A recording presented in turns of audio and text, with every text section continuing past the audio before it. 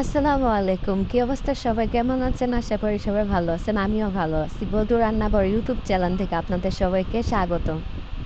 তো আসেন কথা না বাড়িয়ে আজকে আমরা কি রান্না করতেছি সেটা দেখব। আজকে আমি রান্না করতেছি খাসির মুরগির মাংস।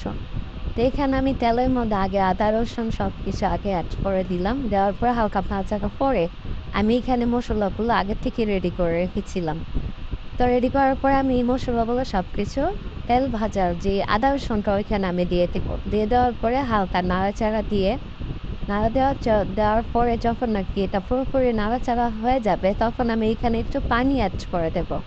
তো পানি অ্যাড করে দেওয়ার পরে যখন মসলাটা থেকে ভালোভাবে একটু তেল তেল ভাব চলে আসবে, এই যে দেখেন ঠিক এরকম। তো আমি এখানে ২ টা দারচিনি দিয়ে দিলাম, এলাচি। দিয়ে দেওয়ার পর এটাকে আমি ভালো করে নাড়াচাড়া করিয়ে ভালো করে মসলাটাকে কষানোর পরে যখন আমার কষানো হয়ে যাবে তখন আমি এখানে মাংস অ্যাড করে দেব। দেখেন ঠিক এরকম। তো মাংসটা দেওয়ার পর আমি এটাকে ভালো করে নাড়াচাড়া দিয়ে ভালো করে করার পরে যখন আমার মাংসটা দেখবো আমি কমপ্লিট হয়ে গেছে, তখন আমি এখানে ভাজা যে জিরে গুঁড়ো ছিল সেই জিরে গুঁড়োগুলো আমি দিয়ে দেব।